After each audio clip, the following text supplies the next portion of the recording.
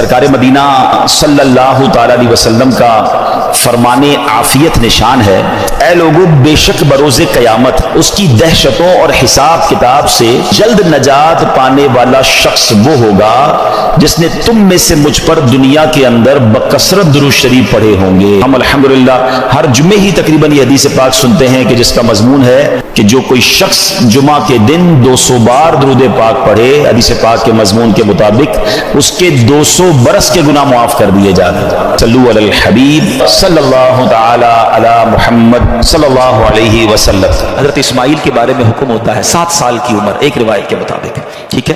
خواب میں آپ کو کہا جاتا ہے، آپ نے 3 راتوں تک مسلسل خواب کہ اپنے بیٹے کو ذبح کرو۔ اگین ذرا سمجھیے گا، قربانی کا لیول 99 ایئرز کی دعا کے بعد بیٹا ملا ہے۔ پہلے حکم ہوا صحرا میں چھوڑ کے آ جاؤ، آپ چھوڑ کے آ گئے، کتنا بڑا امتحان تھا۔ اب اس سے بڑا امتحان کہ اب اس کو ذبح کر دو۔ اچھا اب یہ بھی جلیں، آج آپ کو بہت خوبصورت بات سننے کو ملے گی کہ آپ کو جب 8 ذوالحجہ کی آپ نے خواب دیکھا نا تو آپ کنفیوز رہے، یہ شیطان کی طرف سے یا اللہ کی طرف سے خواب ہے؟ تو یہ جو سوچ بچار ہے نا، سوچ بچار کو کہتے ہیں ترویہ۔ تو جو 8 ذوالحجہ کا دن ہے اس کو یوم الترویہ کہا جاتا ہے۔ اس کی وجہ یہ ہے، ایک بار پھر خواب آیا تو آپ نے یقین کر لیا کہ یہ اللہ کی طرف سے حکم ہے، تو اس لیے 9 ذوالحجہ کو کیا کہا جاتا ہے؟ یوم عرفہ۔ عرفات کہتے ہیں پہچان کا دن۔ آپ کو یقین ہو گیا کہ یہ خواب اللہ کی طرف سے ہے، اور 10 ذوالحجہ کو آپ ذبح کرنے کو چلے تو یوم النحر کہا جاتا ہے، ذبح کا دن۔ یہ ایکچولی یوم ترویہ، یوم عرفہ اور یوم النحر یہ حضرت ابراہیم کی کیفیات تھی۔ اچھا اب آپ نے کمال یہ کیا کہ جب آپ کو یقین ہو گیا نا، آپ نے اپنے بیٹے سے بھی پوچھ لیا کہ بیٹا مجھے اس طرح خواب آیا ہے، تم کیا کہتے ہو؟ 7 سال کا بیٹا ہے، ایک روایت کے مطابق ان کی 10 سال عمر ہے۔ اللہ اکبر، وہ بیٹا بھی کیسا ہے؟ جب آپ نے بیٹے سے پوچھا تو بیٹا کہتا ہے ابو جی یا بنیا انی ارا فی المنام، قرآن میں یہ الفاظ موجود ہیں، انی اذبحک فانظر ماذا تری، اے میرے بیٹے میں نے خواب میں دیکھا کہ میں تجھے ذبح کر رہا ہوں، تیری کیا رائے ہے؟ ہائے ہائے، بیٹا کیا کہتا ہے؟ یا ابت افعل ما تؤمر، اے والد صاحب کیجئے جس بات کا آپ کو حکم دیا جا رہا ہے، ستجدونی انشاءاللہ من الصابرین، خدا نے چاہا تو قریب ہے آپ مجھے صابر پائیں گے، صبر والا پائیں گے۔ اللہ اکبر۔ اور ایسا ہی ہوا، آپ اپنے بیٹے کو لے کے جا رہے ہیں، آپ نے اپنی بیوی ہاجرہ کو کہا اس کو تیار کر دو میں کہیں لے جا رہا ہوں، بتایا نہیں ماں کو، انہوں نے بڑا تیار کیا ان کو۔ آگے گئے تو اب شیطان اتنی بڑی قربانی کو کیسے ہضم کرتا، فوراً گیا بی بی ہاجرہ کے پاس، ہے ہاجرہ پتہ ہے تمہارے شوہر کہاں جا رہے ہیں آپ کے بیٹے کو لے کر؟ کہاں جا رہے ہیں؟ کہ ذبح کرنے جا رہے ہیں۔ کہ نہیں وہ تو کسی سے ملانے لے جا رہے ہیں، تیار کر کے لے گئے۔ کہ نہیں وہ ذبح کرنے جا رہے ہیں۔ کہ باپ بھی بیٹے کو ذبح کرتا ہے؟ بی بی ہاجرہ کہتی ہیں۔ اب شیطان کہتا ہے کہ ہاں اس لیے کر رہے ہیں کہ اللہ کا حکم ہے۔ کہا اللہ کا حکم ہے؟ پھر ٹھیک ہے میں راضی ہوں۔ ہائے ہائے ہائے، رب کا حکم ہے نا، کیسی ماں تھی؟ کہتی پھر میں راضی ہوں۔ شیطان کا ادھر بس چلا نہیں، حضرت اسماعیل کے پاس پہنچا، کہا بیٹے تمہیں پتا تمہارے ابو کہاں لے جا رہے ہیں؟ کہ ابو کہیں لے جا رہے ہیں مجھے، کہ تمہیں ذبح کرنے لے جا رہے ہیں۔ کہ کوئی باپ بھی بیٹے کو ذبح کرتا ہے؟ کہاں اللہ کا حکم ہے، اللہ کا حکم ہے، پھر میں بھی راضی ہوں۔ سبحان اللہ۔ اب جب حضرت اسماعیل نے حضرت ابراہیم کو پتہ کیا کہا کہ والد صاحب اب آپ ذبح کرنے لگے ہیں نا، 2-3 میری گزارشات ہیں، ذرا اچھے طریقے سے باندھ دیجیے گا، کہ ایسا نہ ہو کہ جب مجھے آپ ذبح کریں تو میں زیادہ تڑپوں تو میرے خون کے چھینٹے آپ کے کپڑوں پر گریں گے تو آپ کے کپڑے خراب ہوں۔ چھری کو ذرا تیز کر لیجیے گا تاکہ مجھے تکلیف کم ہو، مجھے الٹا لٹا کے ذبح کیجیے گا تاکہ آپ میرا چہرہ نہیں دیکھ سکیں، اور ہاں یہ جو میرا کرتا ہے نا میری ماں کو دے دیجیے گا تاکہ اس کو بیچاری کو تسلی ہو جائے۔ کیا دنیا نے ایسی قربانی دیکھی ہے؟ ناظرین عید کا شاندار تحفہ آپ کو دینے جا رہا ہوں، ایک بڑا ہی مختصر بہت شارٹ وظیفہ ہے مگر کمال کا اجر ہے۔ عید کا دن بھی نیکیوں میں گزاریے۔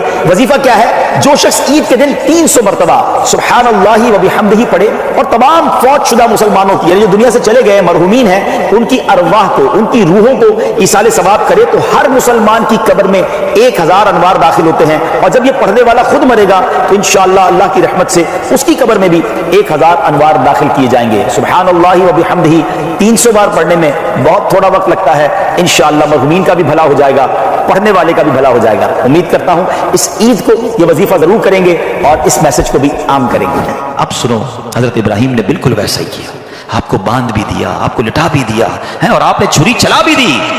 چھری کا کام کاٹنا ہے، اللہ چاہے تو چھری نے کام نہیں کرنا نا، آپ نے اپنا کام پورا کر دیا، وہ تو کر چکے جو کرنی بشر کی ہے۔ مگر پھر کیا ہوا؟ سبحان اللہ، یہ امتحان ختم ہوا اور اب آسمان سے آواز آئی، حضرت ابراہیم بالکل اوپر بیٹھے ہیں اور چھری چلا رہے ہیں، تو اوپر سے آواز آئی سبحان اللہ، اللہ اکبر اللہ اکبر۔ آپ نے جب سر اٹھایا تو دیکھا جبریل امین جنت سے مینڈھا دمبا لے کر آ رہے ہیں، تو آپ سمجھ گئے میرے امتحان کا وقت پورا ہو گیا ہے۔ بے شاختہ آپ کی زبان سے نکلا لا الہ الا اللہ واللہ اکبر۔ تو حضرت اسماعیل تو نیچے لیٹے ہوئے تھے، وہ بھی سمجھ گئے کہ لگتا ہے ہمارا امتحان پورا ہو گیا. وہ کہتے ہیں اللہ اکبر وللہ الحمد.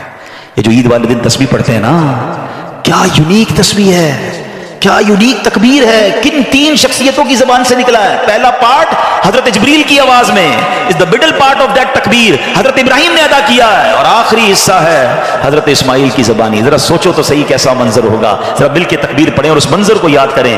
اللہ اکبر اللہ اکبر لا الہ الا اللہ واللہ اکبر اللہ اکبر وللہ الحمد.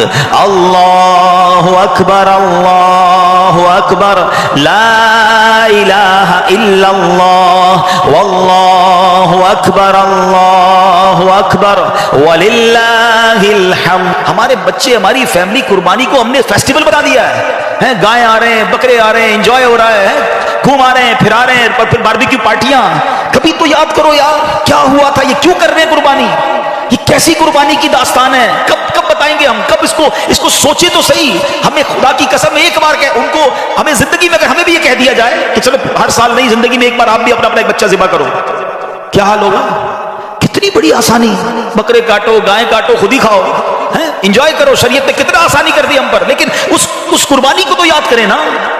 پھر اس سے سیکھنے کو کیا ملا کہ یہ وہ لوگ تھے کہ جن کی ان واقعات کو پڑھ کر کبھی تو احساس ہو یار کہ کبھی مال کی قربانی دینی پڑے تو میں حاضر، کبھی وقت کی قربانی دینی پڑے تو میں حاضر، کبھی اپنی خواہشات کی، اپنی ڈیزائرز کی قربانی دینی پڑے تو میں اللہ کے لیے دوں گا.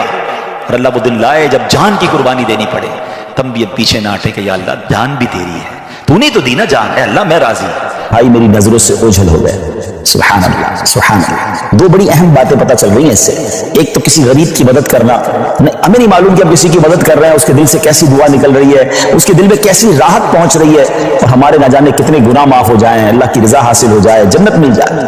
اور دوسرا جو قربانی ہے، سبحان اللہ، یہ انشاءاللہ جنت کی سواریاں بنیں گی، پل صراط کی سواریاں بنیں گی. آئیے ناظرین میں آپ کو نبی پاک علیہ الصلوۃ والسلام کی قربانی کے حوالے سے کچھ حدیثیں سناتا ہوں. پیارے آقا علیہ الصلوۃ والسلام فرماتے ہیں کہ قربانی کرنے والے کو قربانی کے جانور کے ہر بال کے بدلے میں ایک نیکی ملتی ہے. We can't able to count our hair. ہم اپنے سر کے بال نہیں گن سکتے. تو قربانی کے جانور کے سر پر کتنے بال ہوں گے، یہ پورے جانور پر کتنے بال ہوں گے. تو جانور کے جتنے بال ہیں، ہر بال، ایوری ہیئر کے مقابلے میں اسے ایک نیکی ملتی ہے. یعنی اٹ مینس اگر کوئی قربانی کرتا ہے تو اسے ملینز اینڈ ملینز نیکیاں ملتی ہیں. مبارک ہونے جو قربانی کرتے ہیں. ایک اور جگہ نبی پاک علیہ الصلوۃ والسلام فرماتے ہیں جس نے خوش دلی سے طالب ثواب ہو کر قربانی کی تو وہ آتش جہنم سے حجاب یعنی روک ہو جائے گی. یعنی قربانی دیر آر ٹو کنڈیشنز، خوش دلی کے ساتھ، اوپن ہارٹڈلی، بوجھ سمجھ کر نہیں، برڈن سمجھ کر نہیں، خوش دلی کے ساتھ، اور پھر ثواب کی نیت سے کی. ہاں یہ الگ بات ہے کچھ لوگ قربانی دکھلاوے کے لیے کرتے ہیں، مجھے پتا چلے میں کتنے پیسے والا ہوں اور جناب میں کتنی بڑی بڑی قربانی کرتا ہوں. بالکل بڑے جانور کرنے چاہیے، ہیلدی جانور کرنے چاہیے، مہنگے جانور بھی قربان بالکل اللہ کی راہ میں خرچ کرنا چاہیے، لیکن نیت اللہ کی رضا، لوگوں کو دکھانا نہیں. تو پھر انشاءاللہ یہ جانور، یہ قربانی جہنم کے مقابلے میں آڑ بن جائے گی، روک بن جائے گی. ایک اور جگہ سرکار دو عالم علیہ الصلوۃ والسلام نے